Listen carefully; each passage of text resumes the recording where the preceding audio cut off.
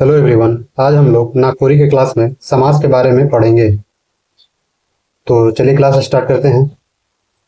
इसका परिभाषा देखते हैं। दुई या दुई से बेसी शब्द कर परस्पर संबंध बताए वाला शब्द चाहे प्रत्यय कर जब लोप होए जाला और ऊ दुई या दुई से बेसी शब्द से जे नवा शब्द बनेला ओके समासिक शब्द कहल जाला और ओहे ई दुई या दुई से बेसी शब्द कर संजोग से बनल शब्द के समास कहल जाला।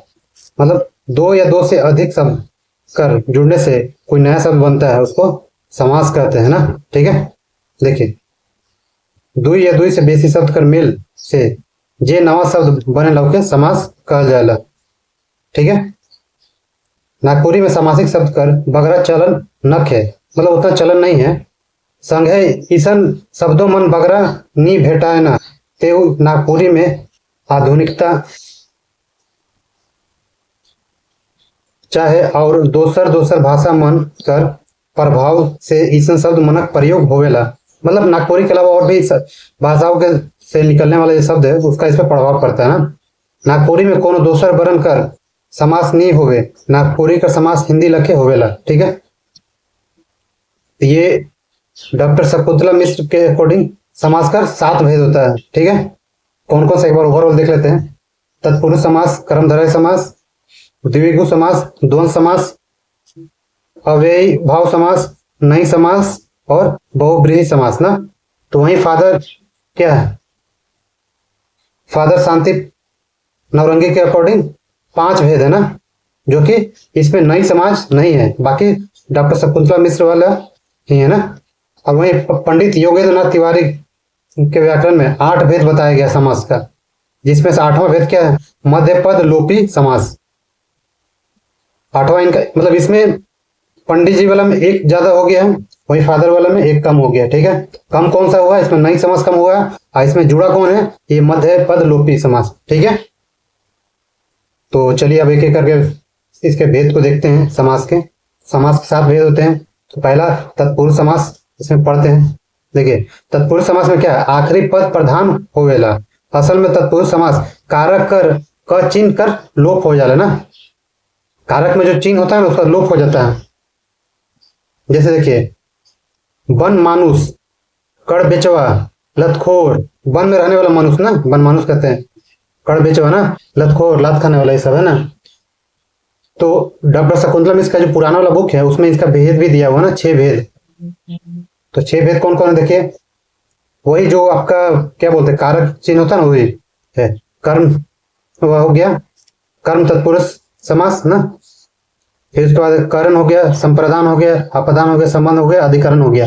ये सब इसी के 6 भेद थे ना।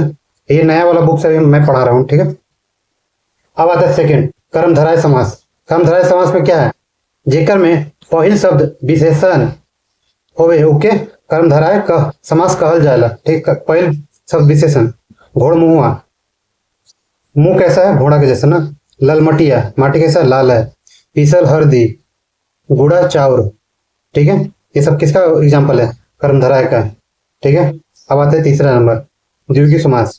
द्विगु समास में क्या है, जहां पहिल शब्द संख्यावाचक होवे से द्विगु समास कहा ना, मतलब संख्या का बोध कराता है। जैसे दुअन्नी, 4 गुड़वा, दोपहिया है ना, दोपहरिया, दो बटिया, दुधरिया ना, नवरत्न, ये सब क्या संख्या है ना। यहाँ 2 4 2 2 2 9, ये सब क्या संख्या है ना।